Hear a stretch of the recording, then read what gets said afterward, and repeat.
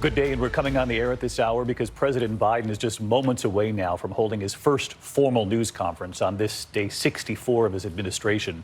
He's expected to take questions on a wide range of issues. He will certainly be pressed about the situation on the southern border. The U.S., of course, facing its largest surge of migrants in 20 years. The nation also mourning the loss of 18 Americans, 2 mass shootings in less than a week, Atlanta and then this week in Boulder. The president has called on Congress to immediately pass gun control legislation, and we have learned today that the administration has also been reaching out to Democrats in the Senate about executive actions on guns and background checks. And of course, all of this unfolding in the midst of this pandemic. When the White House announced this news conference 9 days ago, there was likely hope that the president would be able to spend a great deal of time today selling his legislative achievement, his $1.9 trillion COVID relief package. He likely still will, though these last few days remind us how quickly a president can be confronted with another crisis. New challenges from North Korea just this week. The president taking questions in the East Room from reporters. You can see them separated by several feet in this era of the pandemic, something we are now used to seeing from reporters. They will be called upon. Again, day 64 of this administration, there had been growing pressure on President Biden to hold this formal news conference. His predecessors, Presidents Trump, Obama, Bush before him, had done it in a comparable time frame, and now he does it today. Please sit down. Thank you. Thank you.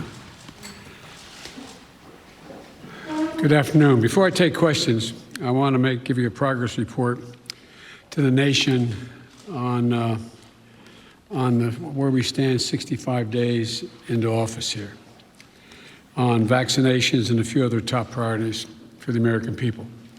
First, on vaccinations. On December 8th, I indicated that I hope to get 100 million shots in people's arms in my first 100 days.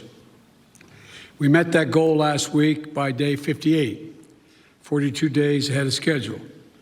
Now today I'm setting a second goal, and that is we will, by my 100th day in office, have administered 200 million shots in people's arms. That's right, 200 million shots in 100 days. I know it's ambitious, twice our original goal, but no other country in the world has even come close, not even close to what we are doing. I believe we can do it. And today, we made a historic investment in reaching the hardest hit and the most vulnerable communities, the highest risk communities, as a consequence of the virus, by investing an additional $10 billion in being able to reach them. I also set a goal before I took office of getting a majority of schools in K through 8 fully open in the first 100 days.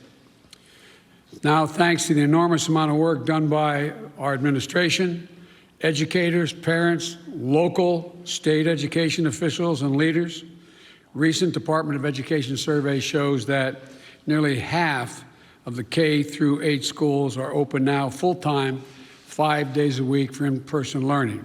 Not yet a majority, but we're really close, and I believe in the 35 days left to go, we'll meet that goal as well. As of yesterday, more than 100 million payments of $1,400 have gone into people's bank accounts. That's real money in people's pockets, bringing relief instantly almost. And millions more will be getting their money very soon. One final note. Since we passed the American Rescue Plan, we're starting to see new signs of hope in our economy. Since it was passed, a majority of economic forecasters have significantly increased their projections on the economic growth that's going to take place this year. They're now projecting it will exceed 6%, a 6% growth in GDP. And just this morning, we learned that the number of people filing for weekly unemployment insurance fell by nearly 100,000 persons. It's the first time in a year the number has fallen below the pre-pandemic high. So there are still too many Americans out of work, too many families hurting, and they still have a lot of work to do. But I can say to you, the American people, help is here, and hope is on the way. Now, I'll be happy to take your questions.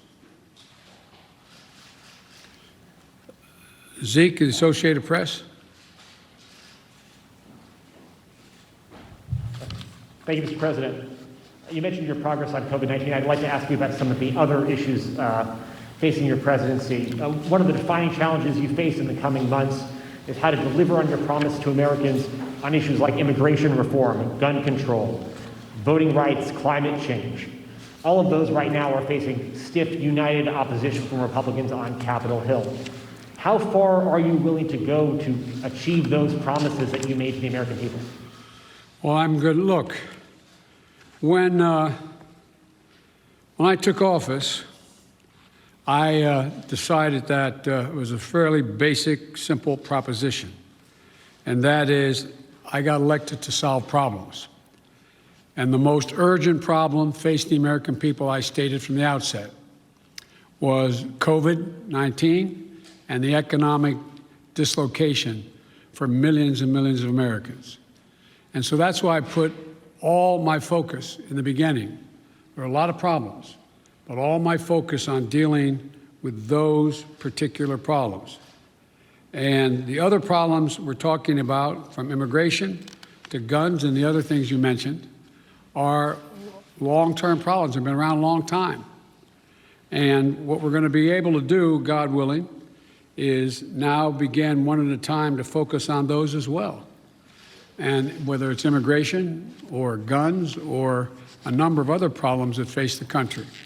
But the fundamental problem is getting people some peace of mind so they can go to bed at night and not stare at the ceiling wondering whether they lost their health insurance, whether they're going to lose a family member, whether they're going to be in a position where they're going to lose their home because they can't pay their mortgage, or the millions of people are going to get thrown out of their homes because of the inability to pay their rent. So we're going to move on these one at a time, try to do as many simultaneously as we can, but that's the reason why I focused as I have. And here's the deal. I think my Republican colleagues are going to have to determine whether or not we want to work together, or they'll decide that the way in which they want to proceed is to just decide to divide the country, continue the politics of division. But I'm not going to do that. I'm just going to move forward and take these things as they come. And just to follow up, Mr. President, can your presidency be a success if you can't make progress on those four challenges: climate change, immigration reform, gun control, voting rights? Well, I plan on making progress on all of them, but that's going to be for the American people to decide. I think, I doubt whether, maybe you did, maybe others did. I thought, many of you thought there was no possibility of my getting the plan I got passed without any Republican votes. Pretty big deal. Got passed. Growing the economy. People's lives are changing. So let's see what happens. All I know, I've been hired to solve problems, not create division. Okay, how about Yamiche? Thanks so much, Mr. President.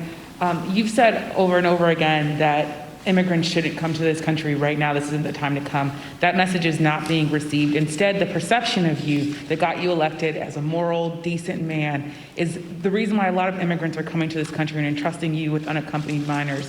How do you resolve that tension? And how are you choosing which families can stay and which can go, given the fact that even though with Title 42, there are some families that are staying? And is there a timeline for when we won't be seeing these overcrowded facilities run by CPB when it comes to unaccompanied minors? Well, look, I guess I should be flattered. People are coming because I'm the nice guy. That's the reason why it's happening. That I'm a decent man, or however it's phrased. That, that's why they're coming, because Biden's a good guy. Truth of the matter is, nothing has changed. As many people came, 28% increase in children to the border in my administration, 31% in the last year in 2019, before the pandemic, in the Trump administration.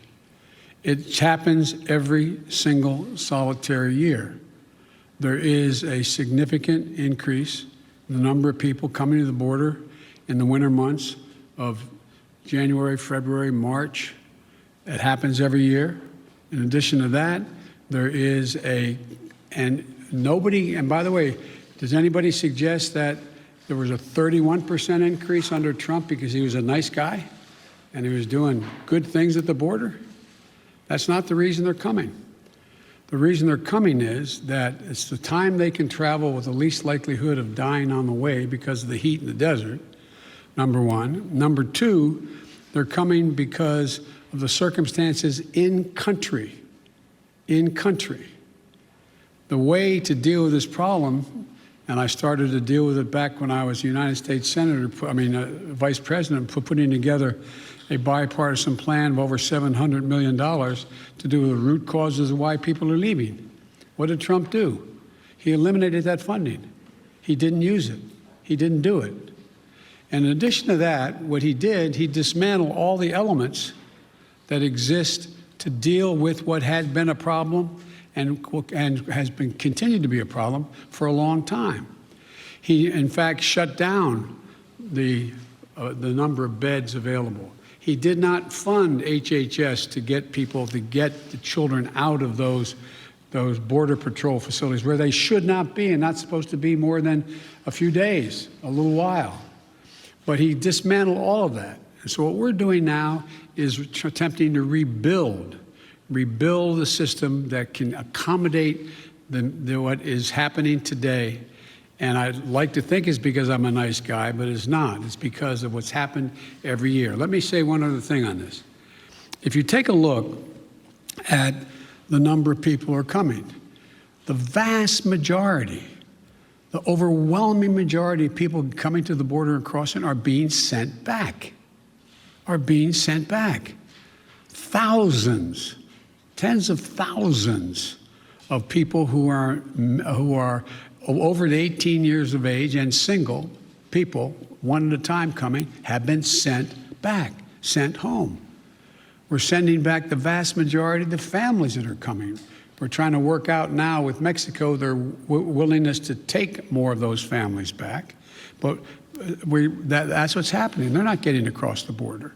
And those who are coming across the border who are unaccompanied children, we're moving rapidly to try to put in place what was dismantled, as I said.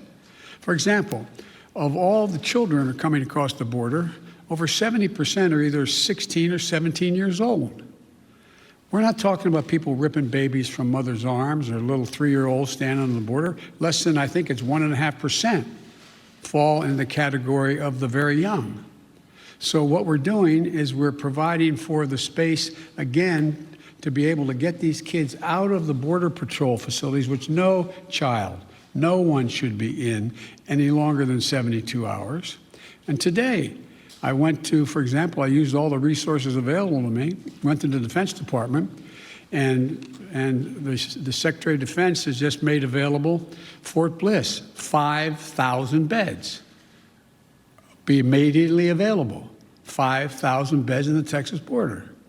So we're building back up the capacity that should have been maintained and built upon, that Trump dismantled. It's going to take time. And the other thing we're doing, I might add, am I giving you too long an answer? Because if you don't want the detail. No, but I mean, I don't know how much detail you want about immigration. Maybe I'll stop there and finish.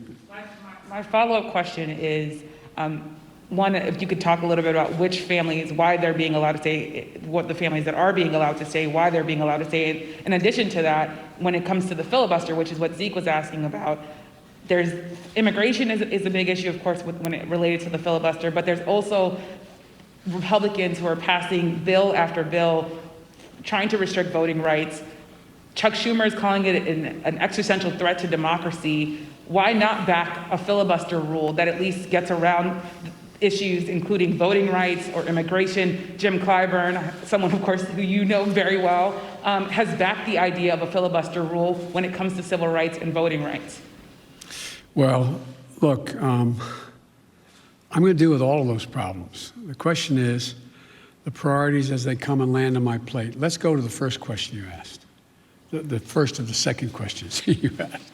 And that is, what about dealing with families? Why are not some not going back? Because Mexico is refusing to take them back. They're saying they won't take them back, not all of them. We're in negotiations with the president of Mexico. I think we're going to see that change. They should all be going back, all be going back. The only people we're not going to let sitting there on the other side of the Rio Grande by themselves with no help are children. And what we're doing there, and it's an important point to understand. I know you understand it. I don't mean to say it that way. Important point to focus on. The vast majority of people under the age of 18 come to the United States come with a telephone number on a wristband, or come with a telephone number in their pocket in the United States. A mother, a father, a close relative, a grandmama or grandpa. What was happening before is it's taking literally weeks and weeks and maybe even months before anybody pick up the phone and call to see if there really was someone there. Well, we've set up a system now where within 24 hours there's a phone call made as that child crosses the border. And then a verification system being put in place as of today to determine quickly whether or not that is a trafficker being called or that is actually a mom, a dad, and or a close relative. They're establishing that right off the bat. If it in fact is mom or dad, dad says, to take the extreme case, I got a birth certificate. Then guess what? We're getting that kid directly to that parent immediately. And so that's going to reduce significantly. There's two ways to reduce child populations in circumstances that are not acceptable, like being held at a Border Patrol station. One is to get them to the place where they have a relative and set a date as to when a hearing can be held. The second way to do it is put them in a Health and Human Services facility that we're occupying now, both licensed beds around the country that exist, as well as, for example, federal resources like Fort Bliss, to get them safely in a place where they can be taken care of while their fate is determined. Filibuster.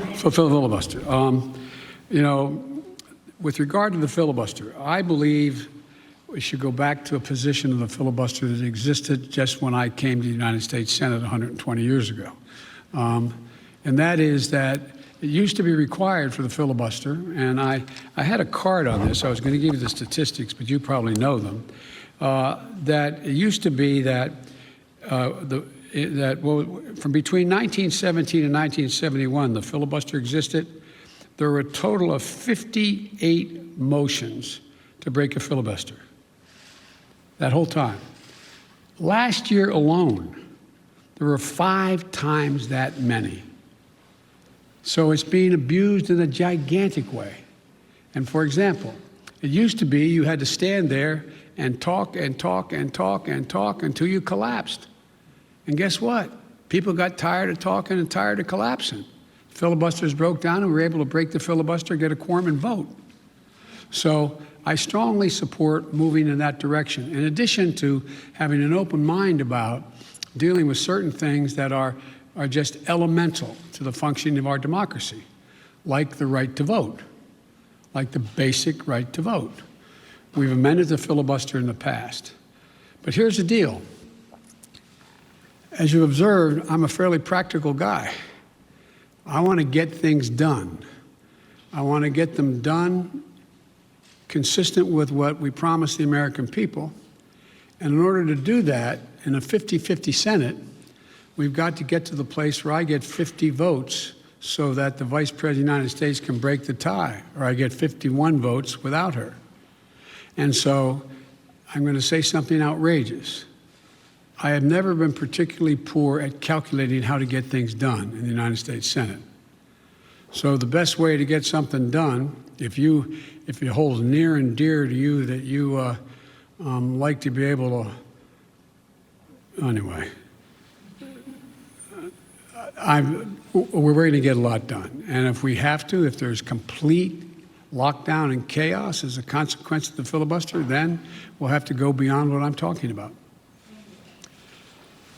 Okay, hang on. Sorry. Oh, Ms. Kim. Thank you, Mr. President. To follow up on the filibuster, so do you believe it should take 60 votes to end a filibuster on legislation or 51? If we could end it with 51, we would have no problem. You're going to have to, the existing rule, it's going to be hard to get a parliamentary ruling that allows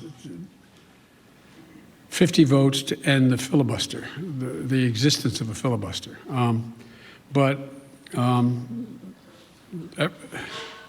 It's not my expertise in what the parliamentary rules and how to get there are, but our preoccupation with the filibuster is totally legitimate. But in the meantime, we got a lot we can do while we're talking about what we're going to do about the filibuster. Let me get here. Okay. Cecilia Vega. I'd like to circle back to immigration, please. You just listed the reasons that people are coming, talking about in-country problems, saying that it happens every year. You blamed the last administration. Sir, I just got back last night from a reporting trip to the border where I met 9-year-old Josel, who walked here from Honduras by himself, along with another little boy. He had that phone number on him, and we were able to call his family. His mother says that she sent her son to this country because she believes that you are not deporting unaccompanied minors like her son. That's why she sent him alone from Honduras. So, sir, you blame the last administration, but is your messaging in saying that these children are and will be allowed to stay in this country and work their way through this process, encouraging families like Josel's to come? Well, look.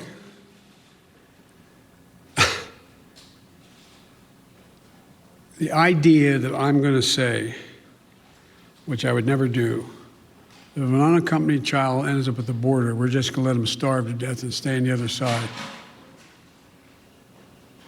No previous administration did that either, except Trump. I'm not going to do it. I'm not going to do it. That's why I've asked the Vice President of the United States yesterday to be the lead person on dealing with focusing on the fundamental reasons why people leave Honduras, Guatemala, El Salvador in the first place. It's because of earthquakes, floods. It's because of lack of food. It's because of gang violence. It's because of a whole range of things that when I was vice president had the same obligation to deal with unaccompanied children. I was able to get it slowed up significantly by working with the heads of state of those communities to do things like in one of the major cities, the reason people were leaving is they couldn't walk the street because their kids were getting beat up or shot or gang violence. Well, what I was able to do is not give money to the head of state because so many are corrupt, but I was able to say, okay, you need lighting in the streets to change things? I'll put the lighting in.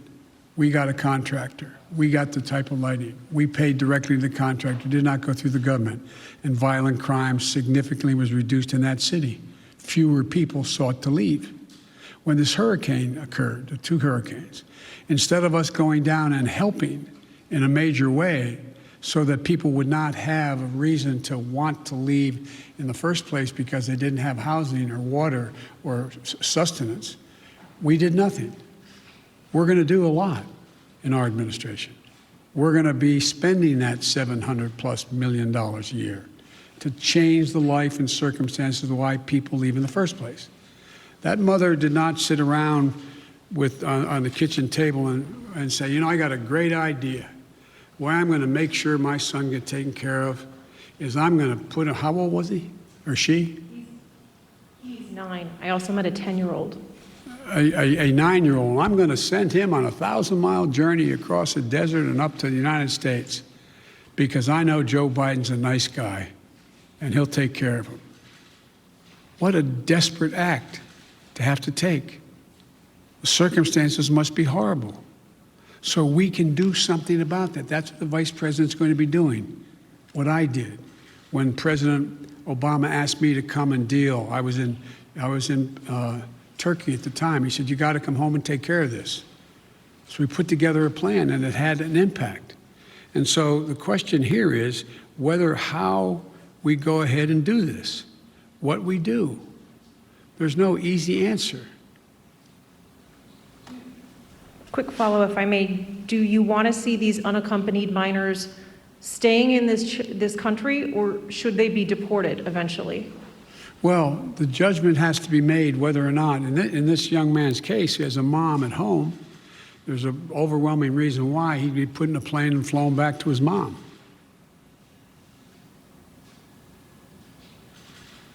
Follow, sir. You mentioned circumstances that must be horrific.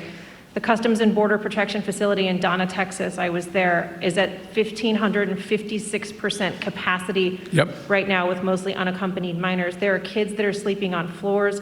They are packed into these pods. I've spoken to lawyers who say that some of these children have not seen the sun in days. What is your reaction to these images that have come out from that particular facility? Is what's happening inside acceptable to you? And when is this going to be fixed? That's a serious question, right? Is it acceptable to me? Come on. That's why we're going to be moving 1,000 of those kids out quickly. That's why I got Fort Bliss opened up. That's why I've been working from the moment this started to happen to try to find additional access for children to be able to safely, not just children, but particularly children, to be able to safely be housed while we follow through on the rest of what's happening. That is totally unacceptable.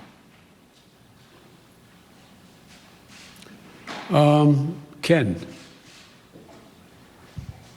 Thank you, Mr. President. I wanted to ask you about Afghanistan. You face a May 1st deadline for the withdrawal of U.S. troops from that country. As a candidate in foreign affairs, you wrote that it is past time to end these forever wars. Can you commit to the American people that by May 2nd, the U.S. will no longer have forces in Afghanistan? The answer is that it's going to be hard to meet the May 1 deadline. Just in terms of tactical reasons, it's hard to get those troops out. So what we've been doing, what I've been doing, and what Secretary Blinken has been doing, we've been meeting with our allies, those other nations that have NATO allies who have troops in Afghanistan as well. And if we leave, we're going to do so in a safe and orderly way.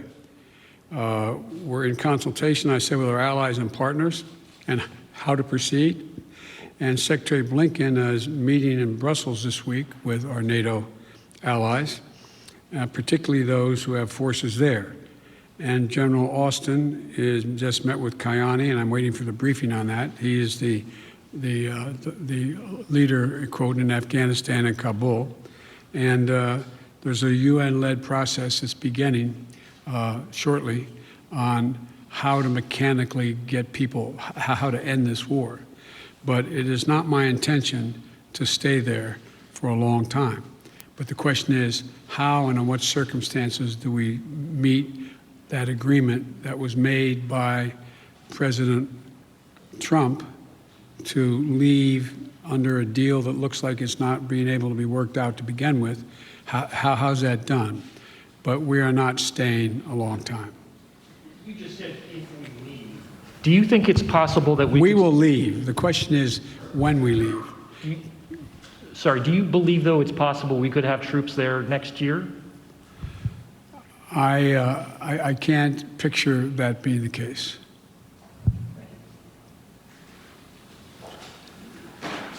Okay, Kristen.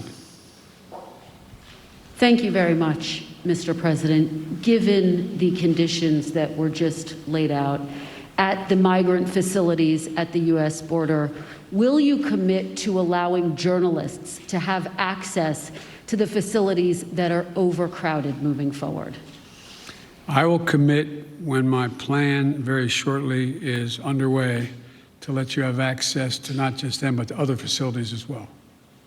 How soon will journalists be able to have access to the facilities? We've obviously been allowed to be inside one, but we haven't seen the facilities in which children are packed together to really give the American people a chance to see that. Will you commit to transparency on this issue? I will commit to transparency, and as soon as I am in a position to be able to implement what we're doing right now.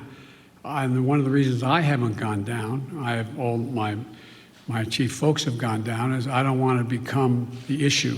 I don't want to be, bringing all the Secret Service and everybody with me to get in the way.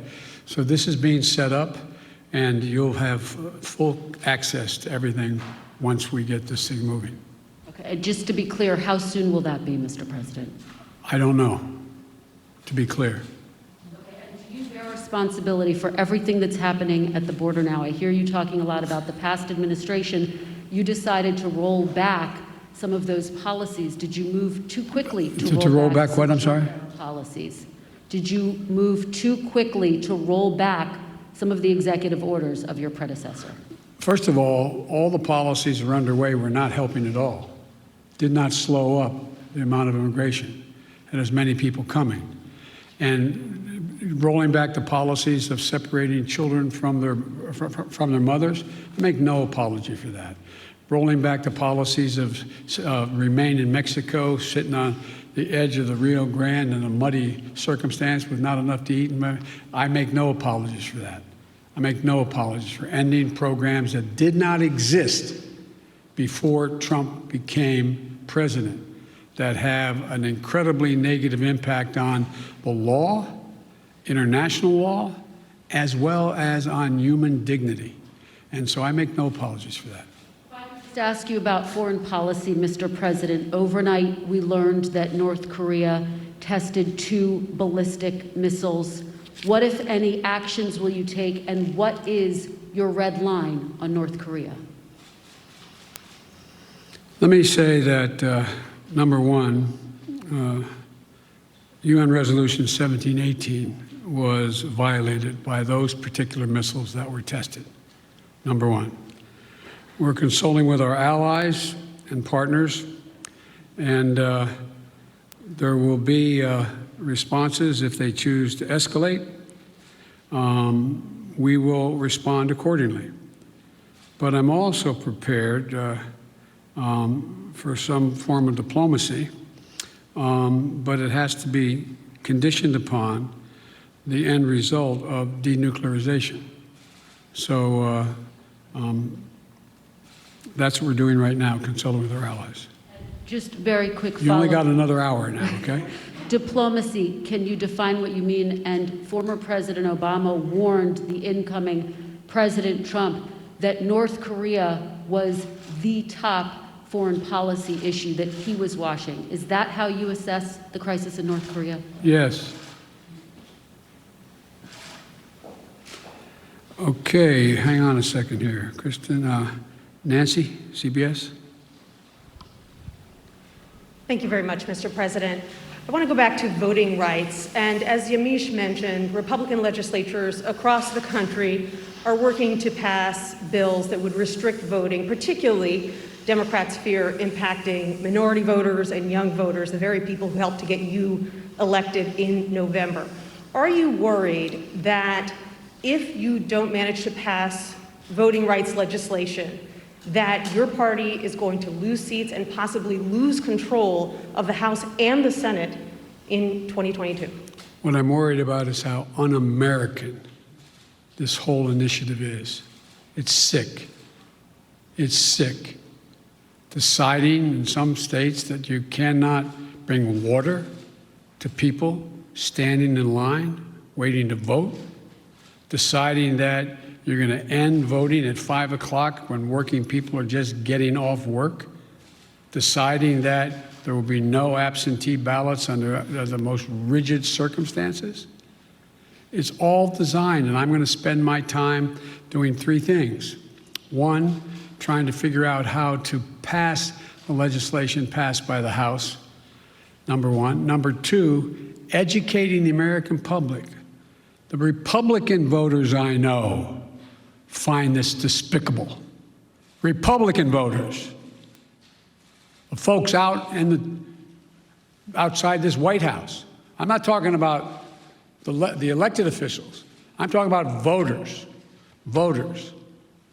And so I'm convinced that we'll be able to stop this because it is the most pernicious thing. This makes Jim Crow look like Jim Eagle. I mean, this is gigantic, what they're trying to do. And it cannot be sustained. And do everything in my power, along with my friends in the House and the Senate, to keep that from becoming the law. Is there anything else you can do about it besides passing legislation? The answer is yes, but I'm not going to lay out a strategy in front of the whole world and you now.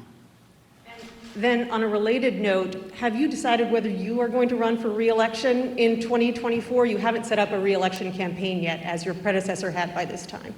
My predecessor needed to. My predecessor. Oh, God, I miss him. No, the answer is yes. My plan is to run for re-election. That's my expectation. On one other note, on bipartisanship, your old friend, Mitch McConnell, says you have only spoken to each other once since you took office, and that you have moved far left since taking office. Do you see it the same way he does? Have you rejected bipartisanship? No, I haven't at all. I've been meeting. When's the last time a president invited the opposite party down at least a half a dozen times to talk about issues, everything from how we work. We're working with a group of 20 members of the Senate right now and House on how we reestablish our ability to make computer chips, and how we get ahead of the game, how we can work together. We're working together on a bunch of things. But look, I know Mitch well. Mitch knows me well. I would expect Mitch to say exactly what he said. But this is a matter of making sure that I would like elected Republican support. But what I know I have now is I have electoral support from Republican voters agree with what I'm doing. And so unless Mitch says the last thing I did, this last piece of legislation, is so far left, well, then he ought to take a look at his party. Over 50% of them must be over that edge as well, because they support what I did. Okay, where am I here? Let me see. Caitlin? Thank you very much, Mr. President. I have a question for you, but first, I'd like to follow up on a question from Yamiche, and that's on the filibuster. That counts as a question, but go ahead. Okay, I'll make it quick. It's a quick question. You can. Regarding the filibuster, at John Lewis's funeral, President Barack Obama said he believed the filibuster was a relic of the Jim Crow era. Do you agree? Yes. If not, why not abolish it if it's a relic of the Jim Crow era?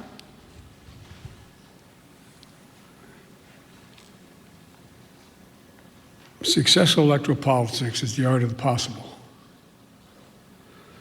Let's figure out how we can get this done and move in the direction of significantly changing the abuse of even the filibuster rule first. It's been abused from the time it came into being by an extreme way in the last 20 years. Let's deal with the abuse first. You're moving closer to eliminating the filibuster. Is that correct? I answered your question. You also just made some news by saying that you are going to run for re-election. I said that is my expectation. So is that a yes, that you are running for re-election? Look, I don't know where you guys come from, man. I've never been able to travel. I'm a great respecter of fate. I've never been able to plan 3.5 years ahead for certain. And if you do run, will Vice President Harris be on your ticket? I would fully expect that to be the case. She's doing a great job. She's a great partner. She's a great partner. And do you believe you'll be running against former President Trump? Oh, come on. I don't even think about it. I have no idea. I have no idea whether there'll be a Republican Party. Do you? I know you don't have to answer my question, but I mean, do you? I mean, look, this is the way I view things. I become a great respecter of fate in my life. I set a goal of what's in front of me to get things done for the people I care most about, which are hard-working, decent American people who really having it stuck to them. I want to change the paradigm. We start to reward work, not just wealth. I want to change the paradigm. If you notice, didn't you find it kind of interesting that my Republican friends were worried about that the cost and the taxes that had to be had, if there is any tax to be had, as they talk about it, in dealing with the act that we just passed, which puts money in people's pockets, ordinary people? Do you hear them complain when they passed close to $2 trillion Trump tax cut, 83% going to the top 1%? Do you hear them talk about that at all? I love the fact that they found this whole idea of concern about the federal budget. It's kind of amazing. When the federal budget is saving people's lives, they don't think it's such a good idea. When the federal budget is feathering the nest of the wealthiest Americans, 90 of the Fortune 500 companies making billions of dollars, not paying a cent in taxes, reducing taxes to the point that people who are making, if you're a husband and wife, a school teacher, and a cop, you're paying at a higher rate than the average person making $1 billion a year is. Something's wrong. Their newfound concern. I'm concerned. Look, I meant what I said when I ran, and a lot of you still think I'm wrong, and I respect that. I said I'm running for 3 reasons: to restore the soul, dignity, honor, honesty, transparency to the American political system. 2, to rebuild the backbone of this country, the middle class, hardworking people and people struggling to get in the middle class. They built America, and unions built them. The 3rd reason I said I was running was to unite the country. And generically speaking, all of you said, no, you can't do that. Well, I've not been able to unite the Congress, but I've been uniting the country based on the polling data. We have to come together. We have to. So from my perspective, it's to me, it's about just, getting out there, putting one foot in front of the other and just trying to make things better for people. Just hard-working people. People get up every morning and just want to figure out how to put food on the table for their kids, to be able to have a little bit of breathing room, being able to make sure that they go to bed not staring at the ceiling like my dad did, wondering since he didn't have health insurance, what happens if mom gets sick or he got sick? These are basic things. Basic things. And I'm of the view that the vast majority of people, including registered Republicans by and large, share that same view, that same sense of what is, what's appropriate. Justin Sink, Bloomberg. Thanks, Mr. President. I wanted to ask about your relationship with China now that you've been in office for a couple months. There's obviously the meeting in Alaska that was a little theatrical, and there's the continued human rights abuses. So today, I'm wondering, are you more likely than you were when you came into office to maintain tariffs on China? Are you considering banning imports of forced labor products? And would you consider cutting off U.S. investment or Chinese access to international payment systems? Well, look, they're each specifically legitimate questions, but they only touch a smidgen of what the relationship with China really is about. I've known Xi Jinping for a long time. Allegedly, by the time I left office as vice president, I had spent more time with Xi Jinping than any world leader had, because President Obama and the Chinese President Hu decided we should get to know one another, since it was inappropriate for the President of the United States to spend time with the Vice President of another country. But it was obvious he was going to become the new leader of China. So I spent hours upon hours with him alone with an interpreter, my interpreter and his, going into great detail. He's very, very straightforward. Doesn't have a Democratic with a small d bone in his body, but he's a smart guy. He's one of the guys like Putin who thinks that autocracy is the wave of the future. Democracy can't function in an ever complex world. So when I was elected and he called to congratulate me, I think to the surprise of the China experts who were his people on the call as well as mine listening, we had a 2-hour conversation for 2 hours. And we made several things clear to one another. I made it clear to him again, what I've told him in person on several occasions, that we're not looking for confrontation, although we know there will be steep competition. 2, that we'll have strong competition, but we'll insist that China play by the international rules. Fair competition, fair practices, fair trade. Thirdly, in order to compete effectively, I indicated that we're going to deal with China effectively. And we're going to need 3 things to do that, telling our people. First, we're going to invest in American workers and American science. I said that all through the campaign. I say it again, and I'm setting up my administration to be able to do that, which is that, you know, back in the 60s, we used to invest a little over 2% of our entire GDP in pure research and investment in science. Today, it's 0.7%. I'm going to change that. We're going to change that. The future lies in who can, in fact, own the future as it relates to technology, quantum computing, a whole range of things, including the medical fields. And so what I'm going to do is make sure we invest closer to 2%. One of the reasons why I've set up the PAB, the President's Board with Scientists and the like, again, is we're going to invest in medical research, cancer, Alzheimer's, diabetes, the things, industries of the future, artificial intelligence, quantum computing, biotech, and we're going to make real investments. China is out investing us by a long shot because their plan is to own that future. The second thing we're going to do is we're going to reestablish our alliances, and I've been very clear with them. It's not anti-Chinese, and we've talked about it.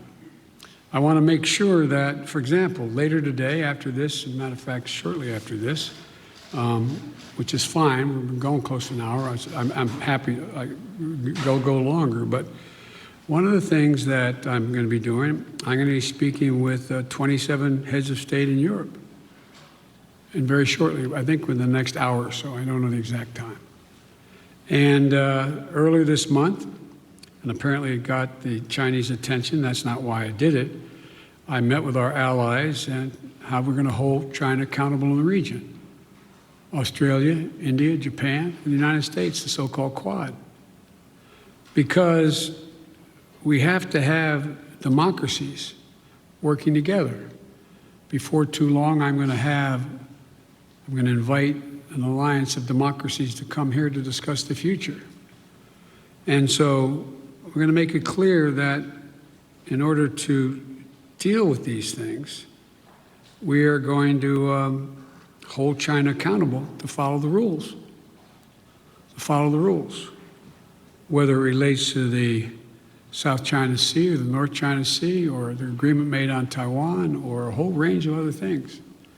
And the third thing, and the thing that I admire about dealing with Xi is he understands, he makes no pretense about not understanding what I'm saying any more than I do him. I pointed out to him no leader can be sustained in his position or her position unless they represent the values of the country. And I said, Mr. President, as I've told you before, Americans value the notion of freedom. America values human rights. We don't always live up to our expectations, but there's a value system. We are founded on that principle. And as long as you and your country continues to so blatantly violate human rights, we are going to continue in an unrelenting way to call to the attention of the world and make it clear what's happening. And he understood that. I made it clear that no American president at least one did, but no American president ever backed down from speaking out of what's happening to the Uyghurs, what's happening in Hong Kong, what's happening in country. That's who we are. The moment a president walks away from that, as the last one did, is the moment we begin to lose our legitimacy around the world. It's who we are. So I see stiff competition with China. China has an overall goal, and I don't criticize them for the goal, but they have an overall goal to become the leading country in the world, the wealthiest country in the world, and the most powerful country in the world. That's not going to happen on my watch, because the United States is going to continue to grow and expand. All right, just to follow up on the meeting of democracies, is that where you expect in a multilateral way to make these decisions about sanctions or No, that's not where I make the decision. That's where I make sure we're all on the same page. All on the same page. Look, I predict to you, your children or grandchildren are going to be doing their doctoral thesis on issue of who succeeded, autocracy or democracy, because that is what is at stake. Not just with China. Look around the world. We're in the midst of a fourth industrial revolution of enormous consequence. Will there be middle class? How will people adjust to these significant changes in science and technology, the environment? How will they do that? And our democracy is equipped, because all the people get to speak, to compete. It is clear, absolutely clear, and most of the scholars I dealt with at Penn agree with me around the country, that this is a battle between the utility of democracies in the 21st century and autocracies. If you notice, you don't have Russia talking about communism anymore. It's about an autocracy. Demand decisions made by a leader of a country. That's what's at stake here. We got to prove democracy works. Mr. President, sorry, I know you haven't had a chance to address the tragedies in Georgia and Colorado. You had said to stay tuned for actions that you might take on gun control. Wondering if you've made a decision either about sending the manufacturer liability bill that you had promised on day one to Capitol Hill, or executive actions like going after ghost guns or giving money to cities and states to battle gun control. All the above. It's a matter of timing. As you've all observed, successful presidents, better than me, have been successful in large part because they know how to time what they're doing, order it, decide in priorities what needs to be done. The next major initiative is, and I'll be announcing it Friday in Pittsburgh in detail, is to rebuild the infrastructure, both physical and technological infrastructure of this country, so that we can compete and create significant numbers of really good paying jobs. Really good paying jobs. And some of you who have been around long enough to know that used to be a great Republican goal and initiative. I still think the majority of the American people don't like the fact that we are now ranked, 85th in the world in infrastructure. I mean, look, the future rests on whether or not we have the best airports that can accommodate air travel, ports that you can get in and out of quickly, so businesses decide. Some of you, if you were ever local reporters, and you found your governor or mayor trying to attract business to your community, what's the first thing the business asked? What's the closest access to an interstate highway? How far am I from freight rail? Is the water available? Is enough water available for me to conduct my business? All the things that relate to infrastructure. We have somewhere, I asked the staff to write it down for me, and they did, not for this, but for a longer discussion. We have somewhere in terms of infrastructure, we rank 13th globally in infrastructure. China is investing 3 times more in infrastructure than the United States is. Bridges, more than 1/3 of our bridges, 231,000 of them, need repairs. Some are physical safety risks or preservation work. 1 in 5 miles of our highways and major roads are in poor condition. That's 186,000 miles of highway. Aviation, 20% of all flights weren't on time, resulting in 1.5 million hours lost in production. 6 to 10 million homes in America still have lead pipes servicing their water lines. We have over 100,000 wellheads that are not capped, leaking methane. What are we doing? And by the way, we can put as many pipe fitters and miners on us to work capping those wells at the same price that they would charge to dig those wells. So I just find it frustrating. Frustrating. Talk about, last point I'll make in the infrastructure, and I apologize for spending more time on it, but is that if you think about it,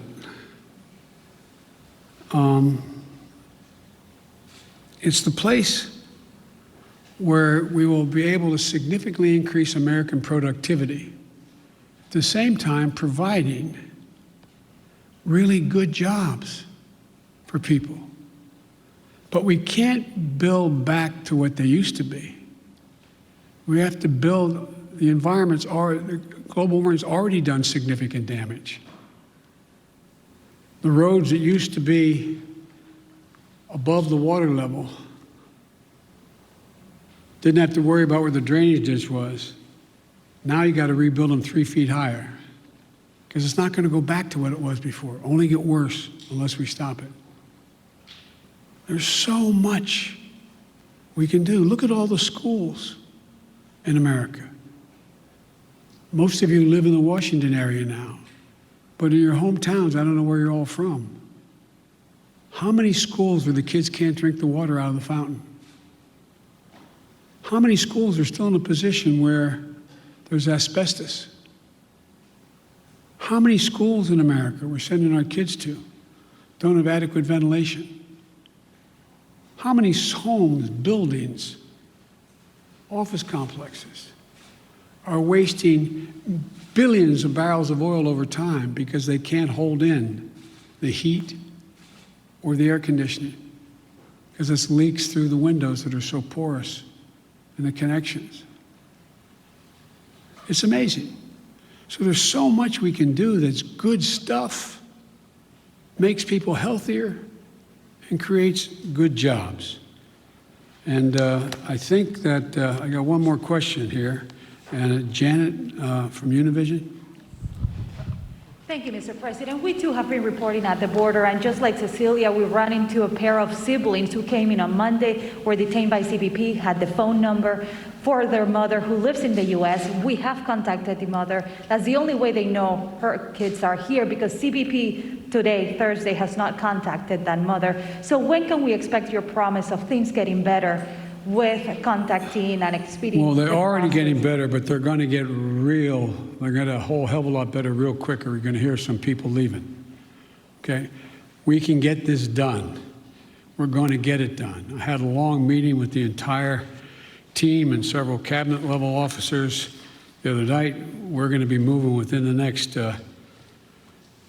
week over 100,000, 1,000 people out of the Border Patrol into safe, secure beds and facilities.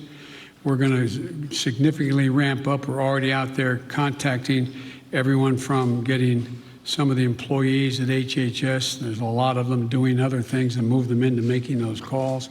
We're in the process of rearranging and providing for the personnel needed to get that done. But I admire the fact that you were down there, you're making the calls yourself. It's real. The next thing that has to happen, though, as you well know, has to happen, there have to be some certitude that this is actually mom, dad, or whomever. And there's ways to do that. There's ways to do that, a little bit like determining whether or not you got the right code for your credit card. What was your dog's name, kind of thing. I'm being a bit facetious, but not really. And also seeking harder data from DNA to birth certificates, which takes longer. So I want to do this as quickly, as humanly possible, and as safely as possible. Well, no, treating the root causes in Latin America doesn't change things overnight. How do you realistically and physically keep these families from coming to the U.S. when things will not get better in their countries right away? Well, I can't guarantee that, but I know, that old thing, the journey of 1,000 miles starts with the first step. You know as well as I do. You cover it. You have it's not like somebody sitting on a hand-hewn table in Guatemala, in somewhere in Mexico or in Guadalupe saying, I got a great idea. Let's sell everything we have. Give it to a coyote. Have them take our kids across the border into the desert where they don't speak the language. Won't that be fun? Let's go. That's not how it happens. People don't want to leave. When my great-grandfather got in a coffin ship in the Irish Sea, the expectation was he going to live long enough on that ship to get to the United States of America. But they left because of what the Brits had been doing. They were in real, real trouble. They didn't want to leave, but they had no choice. So I can't guarantee we're going to solve everything, but I can guarantee we can make everything better. We can make it better. We can change the lives of so many people. And the other thing I want to point out to you, and I hope you point out, I realize it's much more heart-wrenching, and it is, to deal with a 5 and 6 and 7-year-old. But you went down there and you saw the vast majority of these children, 70% are 16 years old, 17 years old, and mostly males. Doesn't make it good, bad, or indifferent, but the idea that we have tens of thousands of kids in these god-awful facilities that are really little babies crying all night. There's some, that's true. That's why we got to act. And yesterday, I asked my team, both the director of the two agencies as well as others, I asked them what would they in fact, and I asked their opinion because they're the experts, but I said, focus on the most vulnerable immediately.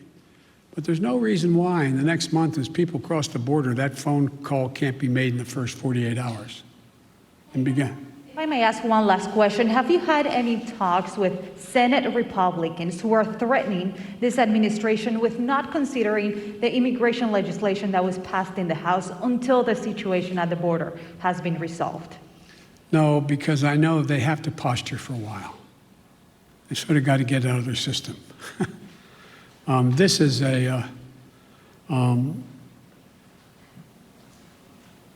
but I'm ready to work with any Republican who wants to help solve the problem or make the situation better. But folks, I'm going. Thank you very, very much. I appreciate it. Thank you. And there you have it, President Biden in the East Room, his first formal news conference with reporters. He took questions from 9 reporters, multiple questions, 9 reporters in all. And the vast majority of those questions involved the situation on the southern border, immigration in this country, though he did make news right out of the gate, saying he now plans to have 2 million shots in the first 100 days, doubling his initial goal on the coronavirus. He said on immigration and guns, these are long-term problems. Given what we've seen in the last week, though, 2 mass shootings in less than a week in America. He said his first goal was to create some peace of mind for the American people, given the pandemic that we have been living through, and providing them with the economic help. He mentioned families waking up worried they'd lose their homes or their insurance.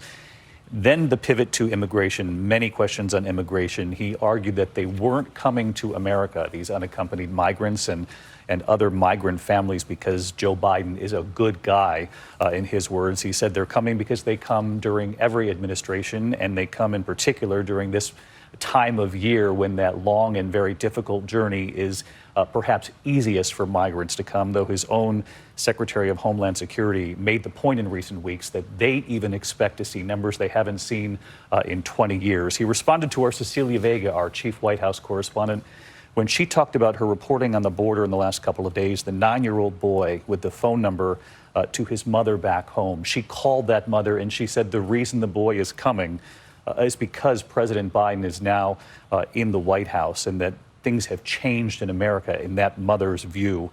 He then answered that question by saying what a desperate act that is for a mother to put their 9-year-old boy on that journey. And he said that makes his own point that we must work on those countries in the Northern Triangle to make the situation back home, the economic situation, the situation against violence, the situation after natural disasters better, so that parents feel that they don't need to send their very young children on that long and dangerous journey.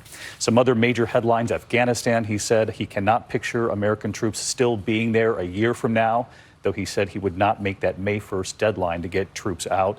He answered on North Korea, saying that he will be talking with our allies and there will be a response, he said, if they escalate what they have done and what we have seen in the past couple of days, in fact. On voting rights, he went out of his way to say, what I'm worried about is that this is un-American, it's sick, when he talked about restricting voting rights, absentee voting, and the like. He used examples, bringing water to voters in line, people trying to outlaw that, or ending voting at 5 o'clock, restricting absentee voting. He said we must come together. And he made the argument, his argument, that Republican voters are on his side as long as it's explained to the American people what's being done here. We're waiting for our chief White House correspondent, Cecilia Vega. Typically, we go to the chief White House correspondent first, but because we're in this pandemic, she's in the East Room. You saw them all wearing masks. She's got to get out to the North Lawn. So in the meantime, I do want to bring in our chief global affairs correspondent, Martha Raddatz. Martha, you had extraordinary reporting yourself from the southern border in the last couple of days, and you saw President Biden try to make the case that they're not coming because of him. Though, as I mentioned, we heard from the Secretary of Homeland Security that we are seeing numbers that we haven't seen in many years, Martha. This is a difficult and nuanced argument that the president will continue to try to make. Exactly, David, and pointing out what the Secretary of Homeland Security said, that they're on pace to have the largest number, the largest surge in 20 years. And that's certainly what I saw down on the border. And Cecilia's powerful question about that young boy, I also talked to people on both sides of the border in Mexico, someone who had been sent back, but she too said she crossed a river with her son right there because of Joe Biden. They thought they would be welcomed. And there was a man from Brazil who brought his whole family into Arizona, who said that's why he came as well, that he thought Joe Biden would welcome them. I asked him specifically whether he would have come if Donald Trump was still president. He said absolutely not. He wouldn't have. He seemed scared by the very concept of that. But Joe Biden was quibbling about those numbers. They are record numbers. There's about 10,000 unaccompanied minors in HHS custody, Health and Human Services, and 5,000 with Customs and Border Protection. That is a record, and it's probably only going to grow in the coming weeks, David. And they clearly weren't prepared exactly for those unaccompanied minors, no matter what their age. He tried to make the case, Martha, that the only way that the policy has actually changed is that they don't separate parents from their children anymore, and that if they're unaccompanied minors on the other side of the Rio Grande, that they're not going to leave them there hungry and in need of shelter, that they will allow the children in if they're not with the rest of their family. He said families are being turned around, they are being turned back. When he was pressed on that, he did acknowledge that some have been allowed to stay, and he said that's because of an ongoing conversation with Mexico about how many families Mexico will agree to take back. And that was unclear exactly what they're doing there, but they clearly got rid of the remain in Mexico policy, and that is part of this surge. There were people who were waiting there because Donald Trump made them stay there, and now they're coming over in very large numbers. But it was a little unclear on what will happen next, although we keep being assured by the administration they do have a plan going forward. Martha, stick with us. I want to bring in Cecilia Vega now on her location at the North Lawn. Cecilia, we explained to our viewers why it took you some time to get out there given the pandemic and the situation that we've been witnessing for the better part of a year now and covering the White House with your mask. We were talking about your question to President Biden about the 9-year-old boy, the mother that you spoke with who said in part she sent her child because of new hope with a new administration. We heard the president say what a desperate act for that mother to have to do that. So that, he said, makes his case that we have to get help to those Northern Triangle countries to ease the situation there. But we also heard him promise transparency moving forward, Cecilia, pressed on whether or not cameras would be allowed into facilities. And he said once he gets his plan up and running, he promised transparency. The question is, when will that happen? Yeah, and David, there's still no answer on that. And that really is a big question because the Homeland Security Secretary has talked about transparency. You know this in our reporting over the last few weeks. We have pushed the White House, I believe, more than 24 times at this point to get into some of these facilities. Just yesterday, they did finally allow a camera to go inside one of these facilities, but this was not a facility that has even reached peak capacity. We saw children playing soccer. We saw that they sleep 4 beds to a room. That's a stark contrast to what I've seen on the ground. I just got back from the border last night, you know this, and there's a facility in Donna, Texas that is at more than 1,500% capacity. We are talking about extreme, severe overcrowding, and the images that we've seen from inside that facility, you're seeing children literally piled on top of each other, sleeping on the floor. There's not enough space for them, and you know, their lawyers are telling us that some of these kids haven't seen the sunlight in days. They're not being allowed outside, and I seem to have struck a nerve, frankly, David, with the president when I asked if those images that have come out of that facility in Donna, Texas are acceptable to him. And there was a long pause after I said that. And he said, "Are you serious?" Totally unacceptable. But that's the first time that we'd heard him talk directly about those images that are coming out of those facilities. David, it's a catch-22 for this administration, and you could see the frustration and hear the frustration in the president's voice. He is not shying away from what the policy is for this administration right now. They are not going to turn unaccompanied minors away at the border if they have presented themselves to border authorities and asked for asylum. Those are the kids that I met, those 9 and 10-year-old boys that I met when I was at the border this week. The president says, I'm not going to make any bones about this. This is who we are as a country. And he said it basically. He was indignant about that. That's not who we have been, and that's not who we are going to be. So he's standing his ground pretty firmly on that one.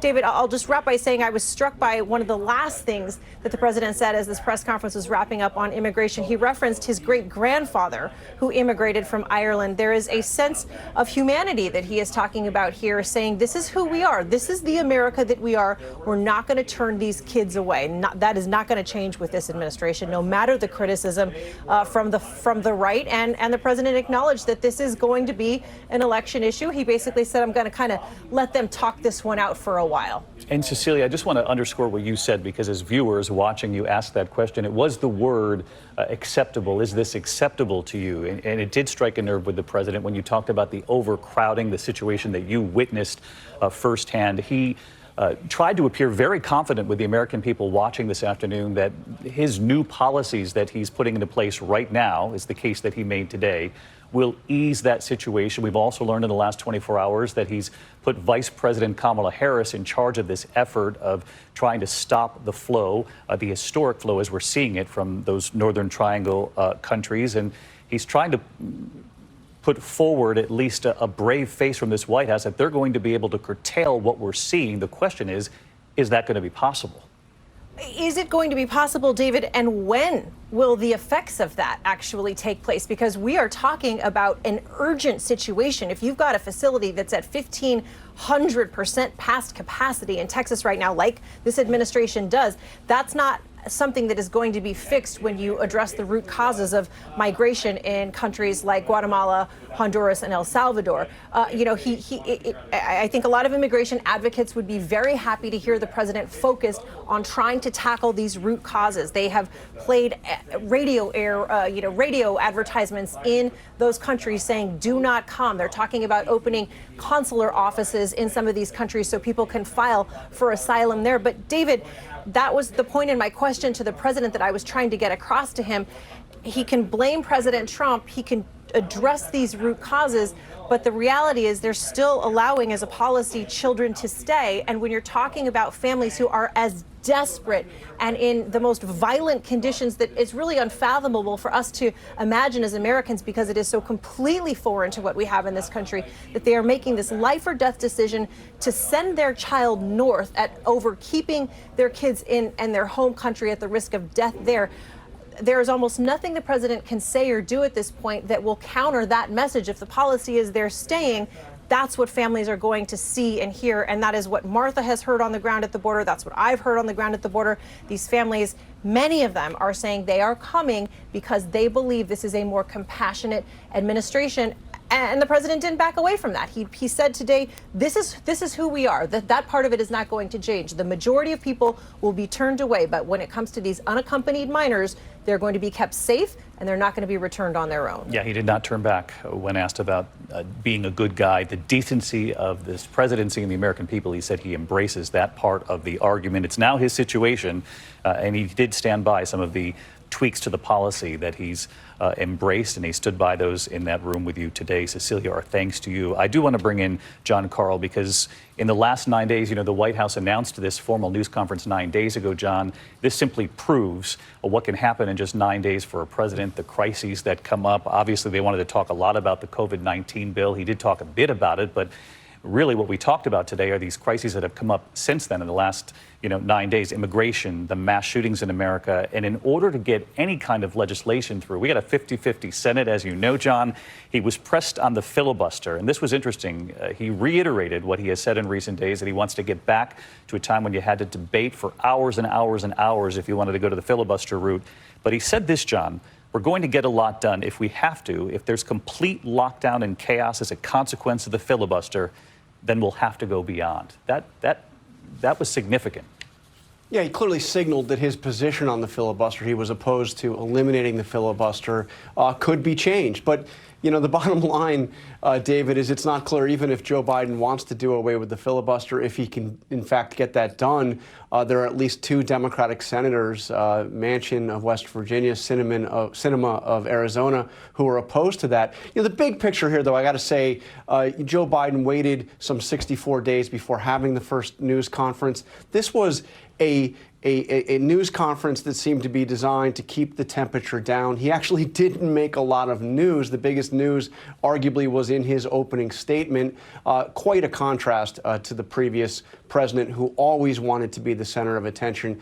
You get the sense 64 days into this administration that Joe Biden is quite content not to be the center of attention. No question about that, John. Their approach of discipline, they continue to move forward with that, and that was on full display today. I want to bring in Pierre Thomas and give him the last word here this afternoon. Pierre, 2 mass shootings in less than a week. We cannot forget the 18 American lives lost. And the president acknowledged today, regardless of the 50-50 split in the Senate and the polarized country that we see, that help is on the way. He acknowledged discussion of executive action, that there will be actions taken by the Biden administration. In a totally partisan city, the question is what to do. And David, this issue is not going away. It's pressing. I looked at some numbers for 2020. There were 4,000 more incidents of shootings involving non-suicide related shootings. 4,000 more. That was 19,000 plus incidents, David. He's going to have to address it because that problem is getting worse and very quickly. All right, Pierre Thomas in our Washington bureau. Pierre, John, Cecilia, and Martha, we thank you all. Our coverage continues on ABC News Live and abcnews.com. And of course, I'll see you later this afternoon with the entire team for World News Tonight. Until then, thanks for watching, and we'll see you then. Good day. This has been a special report from ABC News.